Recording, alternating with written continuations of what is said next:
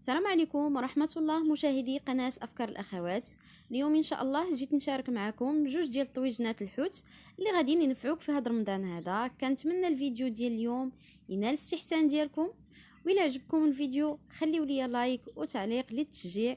فنبداو على بركة الله بالطويجين الأول اللي غادي يكون بكويرات ديال السرديل.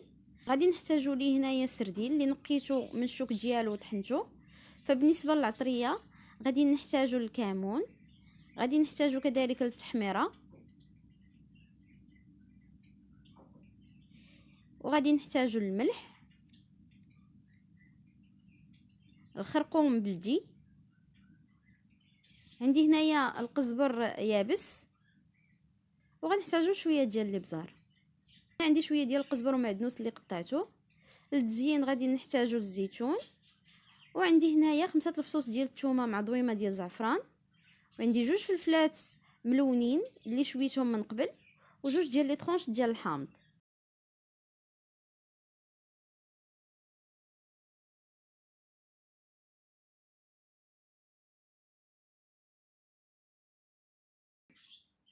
غادي ندوزو ان شاء الله نديرو التوابل. فبالنسبه للتوابل تتبقى على حسب الكميه ديال السردين اللي عندكم.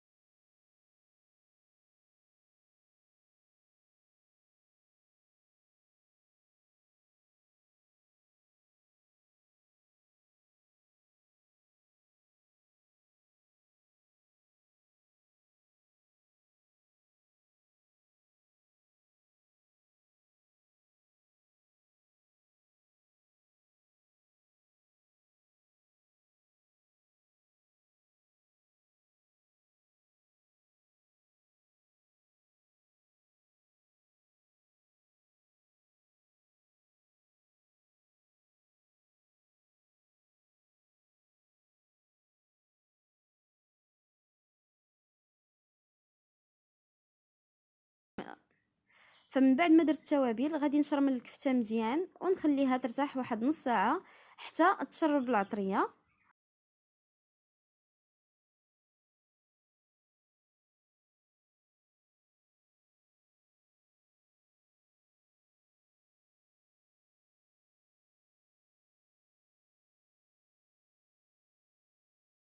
وهنا البنات كيف تشوفوا معايا خديت الطويجين درت فيه لاصوص ودرت فيه نفس التوابل اللي درت في الكفته ديال السرديل.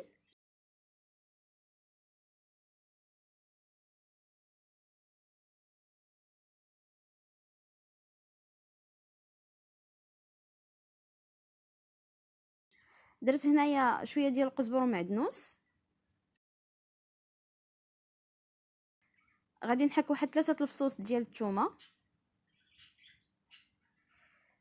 غادي نزيد عليهم شويه ديال التحميره. فانتوما البنات عندكم ميزانكم في العطريه. غادي ندير شويه ديال الكمون وشويه ديال الابزار.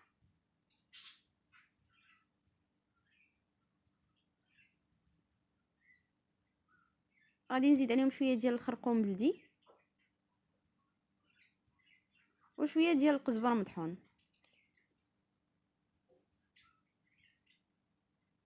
والملح راه تتبقى على حسب الذوق.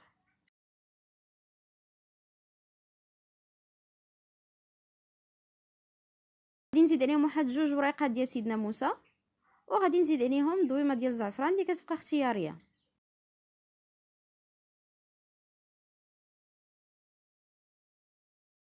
ودابا غادي ندوز باش نشكل كرات ديال السرديل.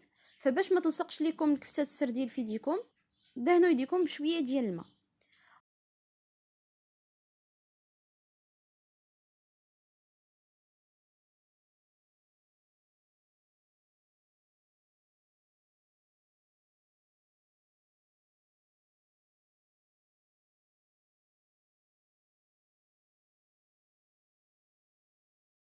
ودابا غادي ندوز ندير الطويجين يطيب فوق من العافيه، وغادي نزينوه بالفلفله مشويه وطريفات ديال الحامض والزيتون.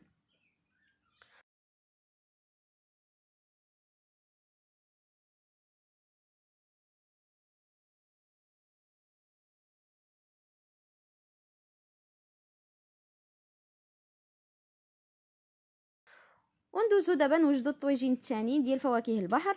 عندي هنايا بوزروق والمحار اللي نقيتهم وغسلتهم مزيان حتى ما بقاتش فيهم الرمله ديالهم.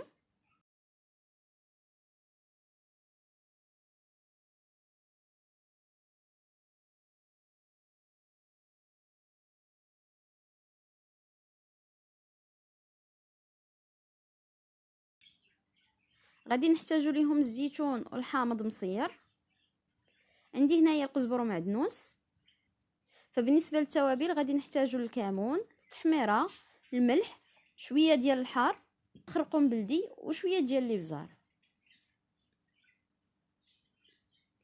وغادي نحتاجو الفصوص ديال الثومه. عندي هنايا واحد 4 الفصوص وجوج وريقات ديال سيدنا موسى. وغنحتاجو الزيت. فهنا غادي ناخذ كوكوط، غادي نوضع فيها الفواكه ديال البحر كامله، وغادي نزيد عليها التوابل مع القزبر والمعدنوس والزيت والحامض مصير.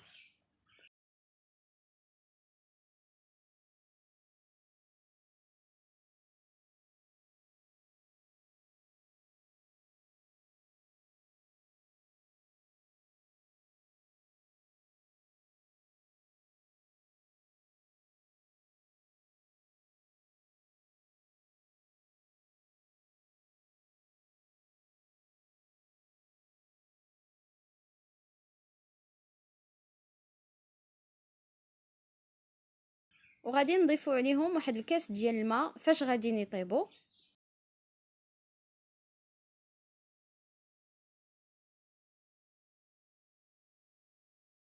وغنسدو على الكوكوط ديالنا ونخليوها طيب.